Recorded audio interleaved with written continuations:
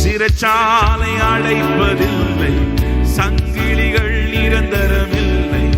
உங்க நாமம் உயர்த்தும் போது சேதங்கள் அணுகிடாது. சிறைச்சாலை அடைப்பதில்லை, சங்கிலிகள் நிரந்தர